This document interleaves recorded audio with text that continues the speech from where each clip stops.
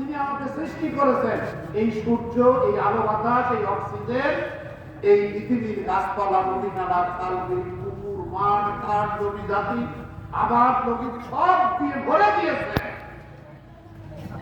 বান্দা কি উচিত না সেই রবের ইবাদত করা? এটা একটা কমন সেন্সের প্রশ্ন।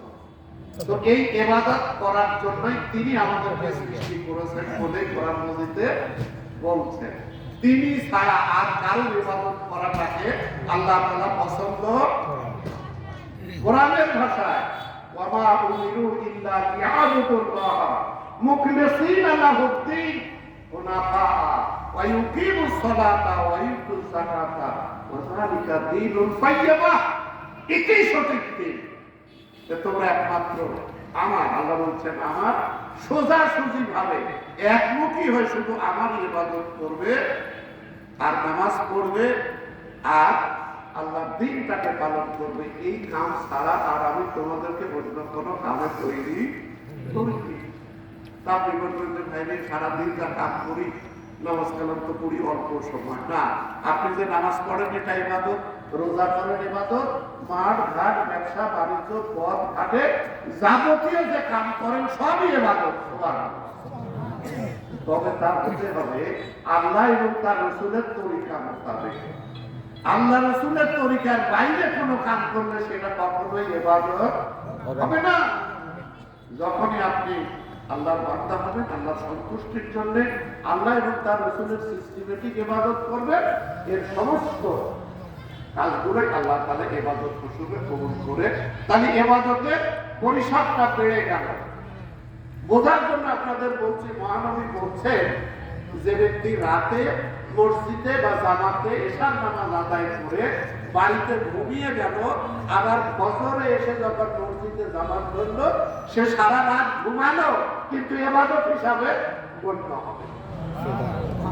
কত প্রফিটেবল কাজ। এই জন্য আপনি যদি মায়ের চেহারার দিকে নেক দৃষ্টিতে তাকান, তাও সোয়াবের কাজ। স্ত্রীর দিকে যদি হাসি মুখে তাকান, এটাও সোয়াবের কাজ। আল্লাহ তাআলা এই সব কাজকে ইবাদতের মধ্যে ফেলে দিয়েছেন, যাতে আমি আপনি মনে করতে পারি পুরো জিন্দেগিটাই শুরু থেকে শেষ পর্যন্ত ইবাদত। তাহলে সোয়াবও বেশি হবে, তাই না? খালি আপনি নামাজ রোজা হজ যাকাত ধরবেন কেন? পুরোটা। আমি সেদিনকে এক জায়গায় জিজ্ঞেস করলাম লোকদেরকে, বলেন রাস্তার উপরে মাটি খোঁড়া, গর্ত করাটা কি ইবাদত? পাবলিক বলল অসম্ভব। উদান মানে গর্ত করার কাম পাবে, কি জন্য ওটা ইবাদত হবে? তাই বললাম যে খন্দকের যুদ্ধের সময় রাসূল সাল্লাল্লাহু আলাইহি ওয়াসাল্লাম সাহাবাদেরকে মাঠে জায়গা করে দিলেন, তুমি এতটুকু, তুমি এতটুকু, এইগুলো গর্ত করো, গভীরতা এই, প্রশস্ত এই। খন্দকের সময় রাসূল সাল্লাল্লাহু আলাইহি ওয়াসাল্লামের সাহাবারা এবং স্বয়ং রাসূল যে গর্ত করেছিলেন রাসূলের নির্দেশে, বলেন তো সেটা কি ইবাদত ছিল কিনা? ইবাদত। যারা হজে গেছেন উহুদ খন্দকে দেখতে যান না, সেই খন্দকের গর্ত এখন নাই। আমরা এবার দেখা দেখি যে গর্তের কোনো চিহ্ন নাই, তবে তখন গর্ত করেছিল। রাসূলের নেতৃত্বে যদি গর্ত করা হয়, এটাও ইবাদত। ইবাদতই শুধু নাই রে ভাই। ওই গর্ত খুঁড়তে যে কাফেররা যখন মোকাবেলা করলো, এই গর্তের অপোজিট থেকে আল্লাহর নবী মোকাবেলা করলেন সাহাবাদেরকে নিয়ে, এই শত্রু যেন গর্তের এপারে না আসতে পারে, এই পাহারা দিতে যে আল্লাহর নবীর যোহর, আসর, মাগরিব এমনকি এশার নামাজ পরে যায় পড়তে হয়েছে। 4 ওয়াক্ত নামাজ তুমি পড়তেই পারেন। তাহলে গর্ত পাহারা দেওয়া ইবাদত, নামাজ বাদ দিয়ে ইবাদত হলো না? যিনি মনে করছেন নামাজ শুধু ইবাদত, তার বোঝা উচিত গর্ত খোঁড়াও যদি তা আল্লাহ রাসূলের আদেশে। এই যুদ্ধ শেষে যখন আবার লোকেরা গর্ত বন্ধ করলো, তো ওটা ইবাদত হবে না?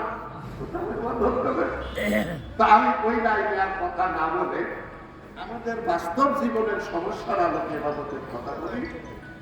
আমার ভাইরা, আমাদের ভাই রাস্তেরা যারা এইসব ইবাদতের কোনো তোয়াক্কা করে না, বাহ্যিক ইবাদত, দৃশ্যমান ইবাদত এবং প্র্যাকটিক্যাল ইবাদত হলো নামাজ পড়া। একজন লোক ঈমান আনার পরে মুসলমান হিসাবে তার প্রথম দায়িত্ব হলো কি? নামাজ পড়া, এটাই সে অস্বীকার করে, পড়ে না। আপনাদের আছে না আত্মীয় স্বজনের মধ্যে? আমার তো আছে, চেনা জানার মধ্যে একদম নিকটের, যাও নামাজ পড়ো, পড়ে নেবে, তখন পড়ে নেবে। সকালে পরিচয় হয় না, কার পরিচয়, তার পরিচয় হয় না।